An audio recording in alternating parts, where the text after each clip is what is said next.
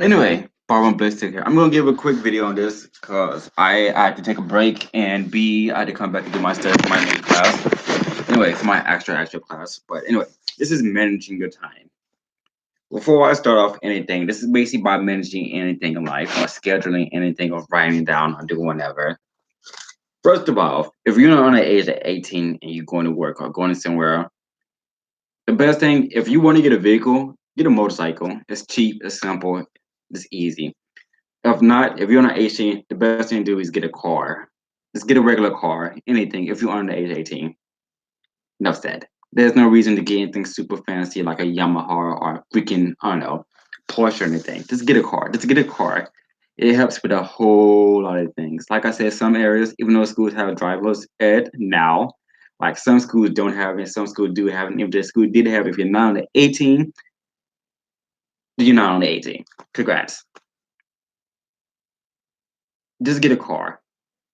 Or cheap motorcycle, either one of those. Don't need to get an electric scooter unless you're in New York and stuff like that. And even then, you still have to ride the electric scooter or scooter on the road.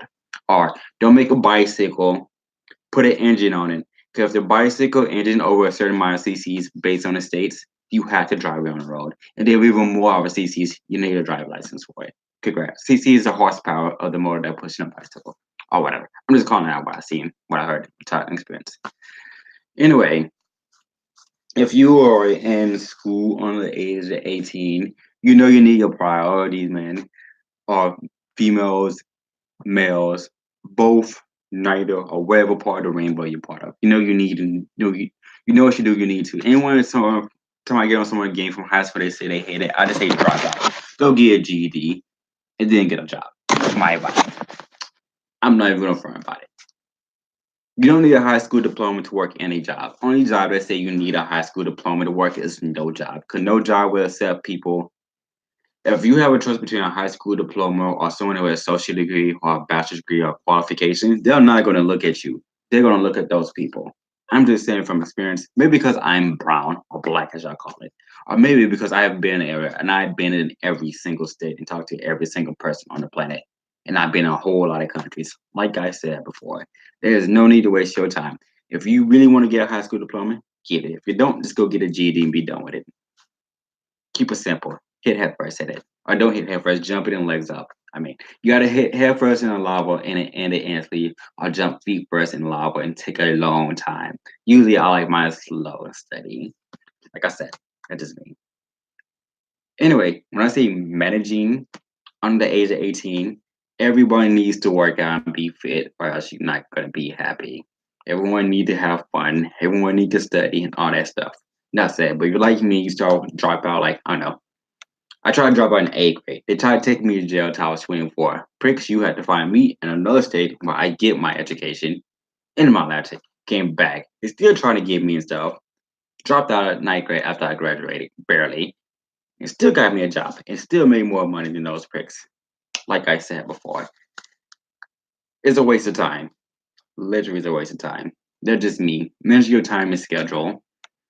If you're over the age of 18, if you are going to college, if you're not paying for college, actually, that's even worse. If you're not paying for college, if the money's not coming out of your pocket, that's even worse because 9 times out of 10, you have to pay that scholarship back or your parents back or the loan back or freaking.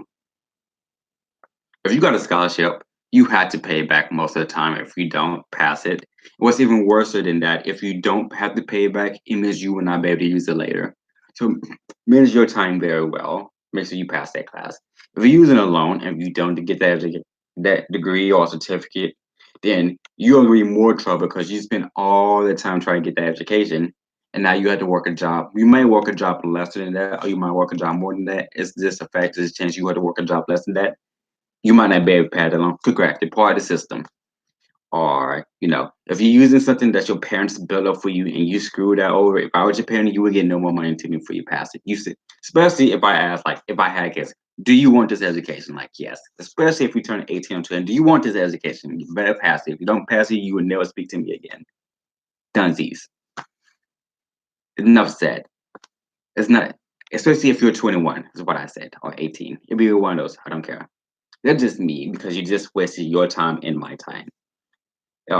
Basically like that. If you're over 18 and stuff, manage your time, especially with college. If it's coming out of your pocket, you just wasted even more user time, but you don't have to worry about paying anything off. But then again, sometimes some programs are like doctor school and the more expensive cost is like 400 grand or 2 million. To be fair, like Harvard, it's 15 million for doctor school. You have fun with that. Yeah. All that stuff for nothing. But anyway, um, or if you're going to work and stuff, like I said, there's different terms of every country and every state I've been to. I call swing shift where they will literally rotate your schedule around. You don't even know what hour you're gonna work. You just got to come in. The graveyard shift, which is usually between 11 at night past the 12 a.m. mark to the morning time. That's a graveyard shift. I'm never gonna say anything. Actually, it's 10 p.m. past 12 a.m. mark to the next day. I'm gonna keep that graveyard shift or midnight shift. That's just me. I'll make up a name for it. Then there's the super early in the morning, like 2 a.m. shift. Have fun with that. And then there's the standard 8 a.m. to 3 or 4 p.m. shift. Congrats. And then the daytime shift. All these shifts have their flaws. The main one that have the flaws is anything where you can't do your grocery shopping. You can't call in because everything's closed, or you can't get your normal scheduling because everything closed. You can't do your shopping. You can't talk to people because everyone sleep at this time. That, especially those times. Forget swing shift. Swing shift should be even be work. If swing shift should be someone who doing a part time job or someone who's extremely young, like under 18, never having work experience, time to get your feet dirty or wet, whatever. But no one should be doing swing shift because yes, that does create bipolarism. They said that way back in the freaking what was it? During the Independence War, they from Britain, people were swinging their shift around, and after that, their personality changed. Congrats, y'all knew this was going to happen in the first place, and then where what Vietnam War happened. Congrats, that created even more so. Humans are nomads to begin with, and their bodies. The reason they live better than us because they don't put that crap in the first place, and yes, they were still stupid. But yes, swing shift create personalities are due to chemistry in your brain, and yes, it does create bipolar. It creates a lot of stuff. You can get fat, you can lose weight, but it is bullcrap in the first place. Is swing shift is meant for that. It's literally said this will happen. But anyway, manage your schedule very well, especially know what you get into ahead of time. If you're doing a night shift or a swing shift or a graveyard shift, you're gonna have to finish your business at a time where you can get everything done. Get the sleep you need. Get the sleep you have rested up for, and then finally get the full rest just to do that job goodly without stressing out. Yes, congrats. And my advice as for working a construction job or a trade job or any heavy lifting or still crazy job, yes, stretch before you go to work or stretch before that or stretch after and do a workout or do a workout and then stretch or do a play run, whatever. Because 12-hour construction trade job, yes, you need to stretch before you do that. I even stretch in the middle of my work, like on my lunch break, and rest or sleep. Yeah, I'm getting my sleep in no matter what. I make an attempt to get to sleep. Then my bell rank or don't ring because it bad stuff. But like I said, yes, I've seen people who work 12-hour jobs for 6 months straight. Not a good idea. Literally, dude got sent to the hospital. Duh. I don't care what anyone else says. If they can work a hard construction job, like a extremely hard construction job. They're doing it like literally jack up everything. And you can do it 12 hours straight, sometimes 12 hours, 13 hours, 14 hours every day, including Saturday and Sundays, and work another job, including Saturday and Sundays. You have no right to tell me anything because I can do it. It's not gonna be. It's good for me, but it's not gonna be well for you because I'm gonna ride y'all all day. It's a tiniest bit of thing. Don't look at me at all. I will slap you. Congrats. Someone else did it. The only reason why I didn't get assisted to the hospital because A, I'm already adjusted to it. B, I stretch like crazy. Congrats.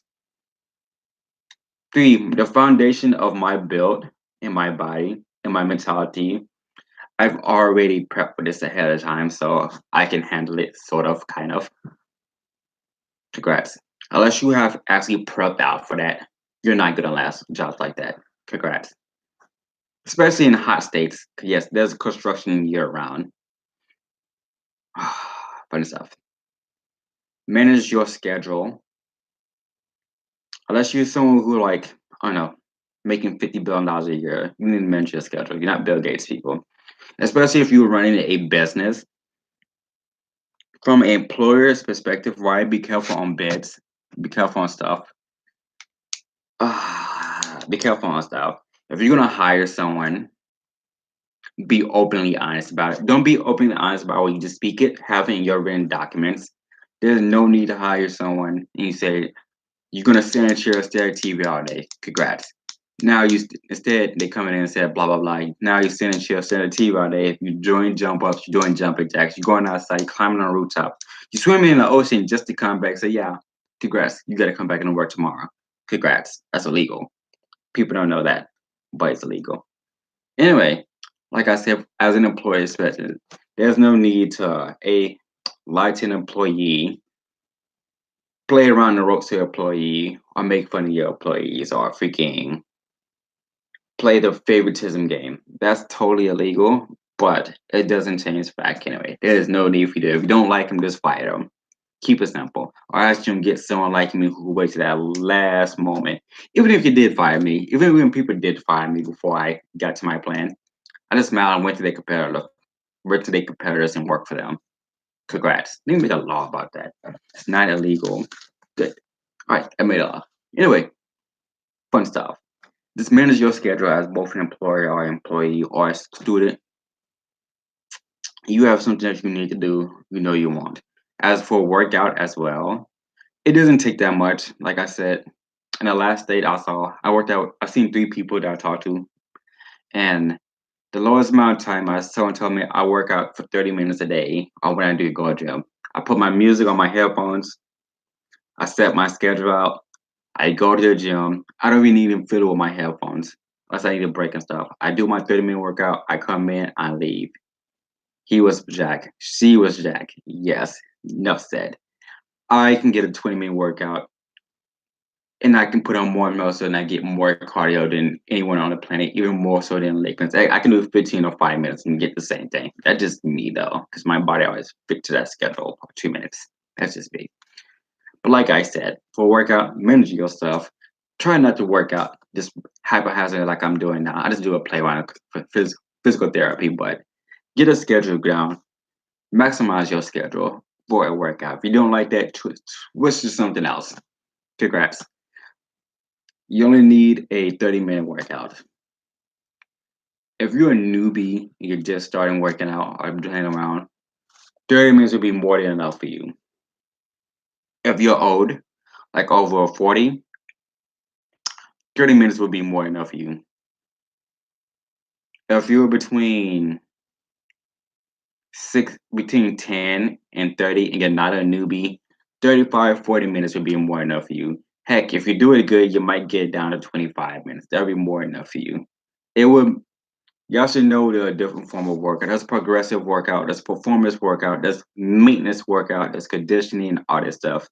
Once you get over, if you haven't started working out like I did, or playing around like most football players did, and keep it up properly, actually, I don't even say football players work, I correct football.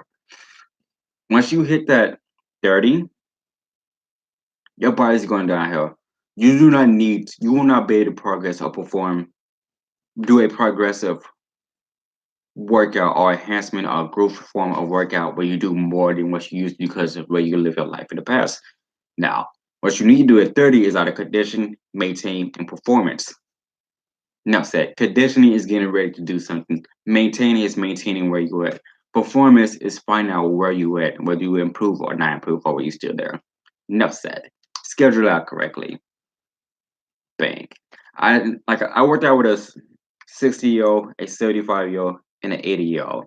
They asked me to trade them. Okay, one of them had epilepsy, the other one had a heart problem and stomach problem, and I made them fit closely comparable to a 20-year-old. How do I do that? Because I know my stuff. Screw all y'all. That means y'all have no excuses. Congrats. There was a guy in the last gym who had cancer. He got rid of his cancer. He had heart problems. Got rid of his heart problems. High cholesterol. Just got out of surgery. He wasn't even over 30. He was under 30. And there was another guy who had hand damage from working doing roofing. He couldn't close his hand, couldn't freaking have his airball down, and he got fit pretty freaking quick. I don't know what he did, but he apparently did something. But anyway, like I said, you have no excuses. Bang. If you worked out if you did 12-hour work like I did while homeless, going to school, either sleeping on the benches or sleeping near a dumpster or sleeping in the middle of a swamp or desert. Deserts are way safer from idiots, but apparently, whatever. Doing like I did while working out and going to school, yes. Even when I'm starving, I am still gonna get my workout in. Like me, then you have no excuse. Then again, I am one of a kind. Match me, son. You have no workout, no excuse. Manage your schedule very well. Like I said before, for what I'm seeing, 30 minutes is more than enough for most people. Actually, 30 minutes is the minimum time, especially for newbies or the elderly. Heart is a freaking cardiac rhythm pace where every humans have a certain amount of heartbeat. When you do any form of workout or play around, you're not meant to do it for appearance. You meant to do it to sustain yourself, feel good, and perform better. Yes, working out, playing around, or doing that stuff will help you live a comfortable life. Will it help you live longer? That depends on how you do it. The whole point of living longer is have your heart beat extremely slow so you can beat longer and longer and longer and have your cells live longer so you can stretch your cells out longer so they don't divide so much that they die out. Yeah, that's why I said living longer is based on how many times your cell divide. Your cell will have a certain number of division before you go to another main cell into another main cell. Once your cell hit that freaking number, it will not divide anymore. If anything, that one cell will become harder, stretch out more, and then you will live off that one cell as long as it stretch more. But when you get to that point, your cell will start shrinking, breaking apart, bang, you're dead. Congrats.